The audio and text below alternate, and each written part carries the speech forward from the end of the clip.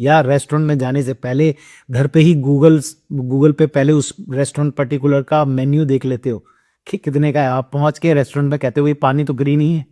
या बिल आने के बाद आप आपको लगता है यार कि सर्विस टैक्स तो नहीं ले रहा। जब आप इस तरीके की बातें करने लगते हो तो समझ लो जेब में पैसा कैसा है, कैसी जेब है आपकी जो इन सब बातों को सोचने बोलने पे मजबूर करती। मैं ये नहीं कहता कि गलत तरीके से किसी को भी पैसा देना चाहिए, लेकिन ये भी सच है कि when you are having a good amount of money in your pocket you are taking simply good food, और वो भी कोई भी कभी किसी भी तरीके का काम अच्छा वाला ही पसंद करते हो, ई क्लास करते हो। चाहे कोई भी प्रोडक्ट हो, चाहे किसी भी तरीके की सर्विसेज हो, आप अच्छी ही लेना चाहते हैं। तभी आएगी दोस्त जब आप खुद अपने आप को अपग्रेड करने की कोशिश करोगे।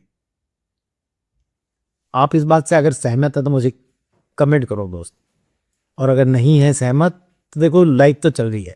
When your actions are precise your results become inevitable, so be precise in your every work, it will make you so powerful sales और किसी भी क्षेत्र में। जीत चाहिए दोस्त तो be precise in your particular work whatever you are doing. Welcome to my channel. यार हम लोग सोचते ही नहीं है अपने आप को प्रिसाइज करने की, अपने आप को अपग्रेड करने की। क्या कभी तुमने सोचा है जिस भी काम में तुम कर रहे हो, जिस भी किसी भी काम में तुम हो, अगर तुम सेल्स में हो तो तुम्हारी सेल होती नहीं है, तुम कस्टमर को दोष देते हो कि वो मुझसे मशीन नहीं ले रहा, मुझसे मेरा प्रोडक्ट नहीं ले रहा, मेरे से सामान नहीं ले रहा, ये मेरी बातों को सुन नहीं रहा। कभी तुमने सोचा है कि तुम में क्या गलती है, तुम कहाँ गलत हो रहे हो, कौन सी चीज ऐसी है जो तुम्हें अपग्रेड करके अपने आप को प्रिसाइज कर लेते हो, तो वो तुमसे ही माल लेगा, तुम्हारा प्रोडक्ट लेगा, तुम्हारी मशीन लेगा, तुम्हारा जो भी एबीसीडी प्रोडक्ट है, प्रॉपर्टी है, किसी भी क्षेत्र में हो, एलआईसी, मेडिक्लेम, किसी भी क्षेत्र में हो, एमएलएम में हो, तो वो फिर आपका ही होके रह जाएगा। क्यों नहीं सोचते हम ऐसा? क्यों सिर्फ सोचते हैं हम ऐसा कि कस्टमर की ही गलती है, या कस्टमर क्यों हमारी तरफ नहीं खिंच के आ रहा है? दोस्त आप आपको एक बड़ी अच्छी सी बात बताता हूँ। कभी आपने सोचा है कि पहले जो पिक्चरें आती थी 3.5 घंटे की आती थी यार, शोले पिक्चर, मुगले आजम, और लोग बड़ी तसल्ली से पूरे टाइम निकाल के उसको पिक्चरों को देखते थे।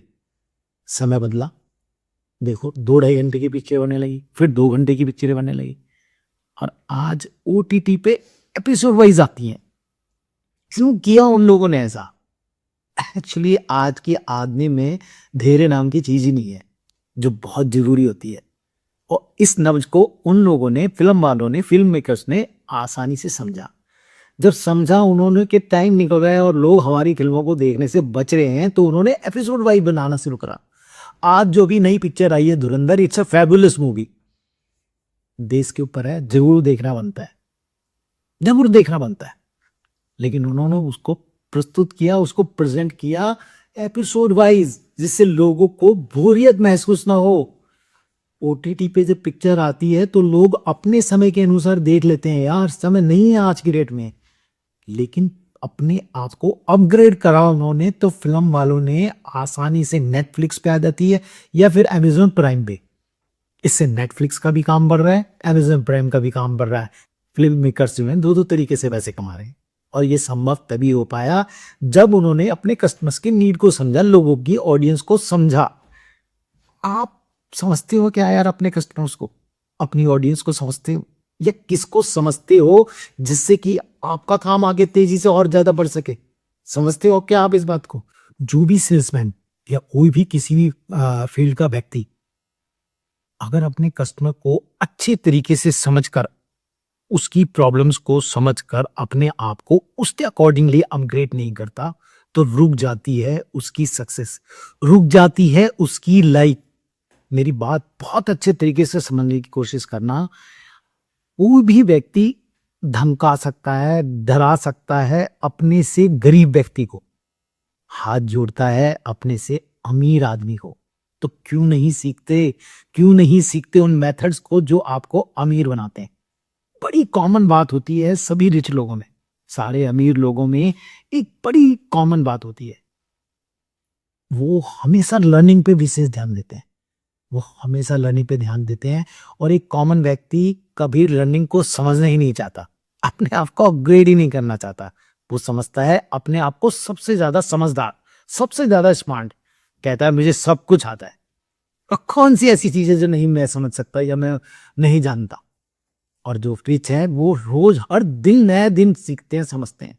चाहे वो बिल गेट्स हो, एलन मस्क हो, मुकेश अंबानी हो, या फिर कोई भी अन्य विशेष व्यक्ति उठा के देख लो, वो बात करते हैं लर्निंग्स पर। आप कैसे बनना चाहते हो यार? क्या आप अपने आप को अपग्रेड करके अपनी लाइफ को नहीं बनाना चाहते? आपको याद होगा पहले टेस्ट मैचेस 5-5 दिन के चलते थे यार, और लोग देखते थे, टाइम होता था, तरक्की उसी तरीके से थी। आईसीसी ने को समझो, उन्होंने निर्णय लिया इस खेल को और ज्यादा रोमांचक बनाने के लिए थी। 50-50 ओवरों का मैच शुरू किया। इसमें गुंजाइश थी फिर भी गलती को छुपाने की। टेस्ट मैचेस में तो गलतियां होती थी और उनको बड़े आसानी से संभाल लिया जाता था।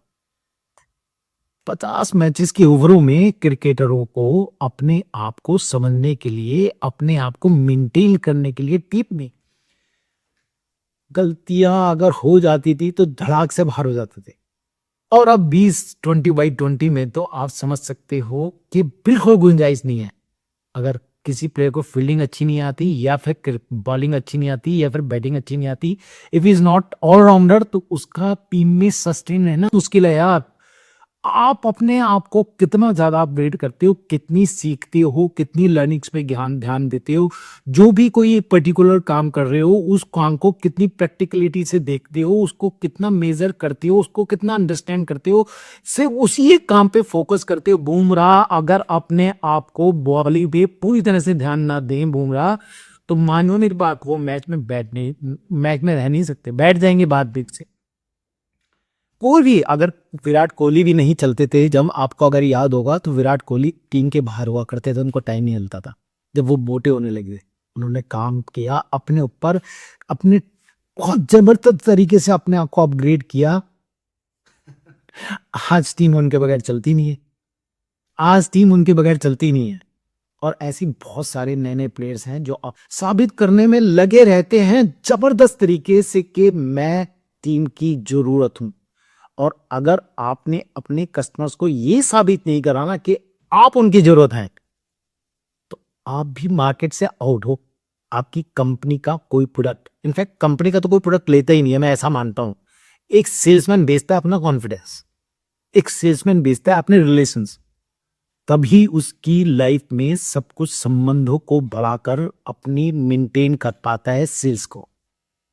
कहीं वो आप वो वाले सेल्समैन तो नहीं हो जो सैलरी के लिए काम करते हो, या वो उस किसी पर्टिकुलर फील्ड से तो नहीं हो जो नौकरी या सब सिर्फ सैलरी के लिए काम करते हो। अगर करते हो तो मान जाओ अपग्रेडेशन ना होने की वजह से आपकी लाइफ जल्दी से खत्म होने वाली है, क्योंकि आप तरक्की की दिशा को नहीं पहुंच पाओगे।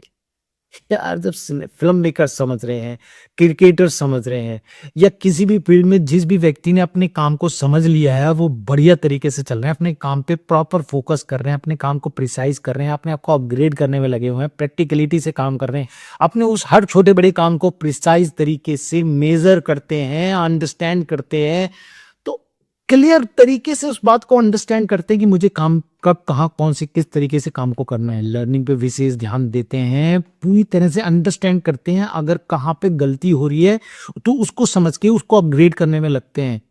आप क्यों नहीं समझते इन बातों को? आपको जरूरत है मेरे बहुत अच्छे अच्छे वीडियोस बनाए जो मैंने उनको देखने की। फिर आपको मेरे को कहना नहीं पड़ेगा लाइक करो सब्सक्राइब करो, मुझे नहीं कहना पड़ेगा कमेंट करो। और सब तभी आएगी जब आप उनको देखकर अपने जीवन में उतारोगे, फिर आप अपने दोस्तों को शेयर भी करोगे।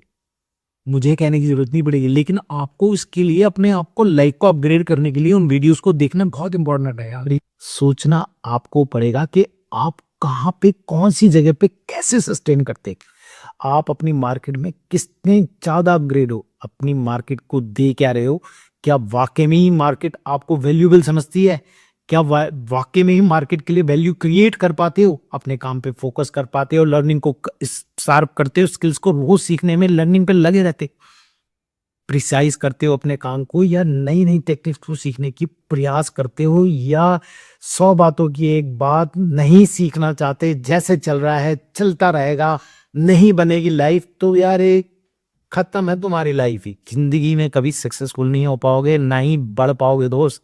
संभालो अपनी लाइफ को। अगर वाकई में ही सक्सेसफुल लाइफ को जीना चाहते हो, भविष्य में कुछ करना चाहते हो, अपनी फैमिली को खुशियां देना चाहते हो, खुद अपने आप को जीने के लिए एक कुछ मोटिव देना चाहते हो यार, वर्ल्ड टूर करना चाहते हो, नई नई एक्सप्लोर करना चाहते हो सिटीज को, अपनी फैमिली को खुशियां देना चाहते हो, तो करना पड़ेगा यार, लर्निंग पे काम करना पड़ेगा, उन वीडियो को देखना पड़ेगा, उन फोकस करना पड़ेगा, अपने जीवन में काम को करने की कला को सीखना पड़ेगा, चाहे बेशक आप किसी भी फील्ड से बिलोंग करते हैं। इट्स वेरी नेसेसरी दोस्त, it's simply very necessary if you really want to get to great huge success in your life, to make your life in a comfortable way। मिलते हैं, मुझे यकीन है मैंने आपको वैल्यू दी है। अगर आपको लगता है तो मुझे लाइक करो, सब्सक्राइब करो और अपने दोस्तों को भी शेयर करो। चिढ़ते तो नहीं हो ना दोस्तों से?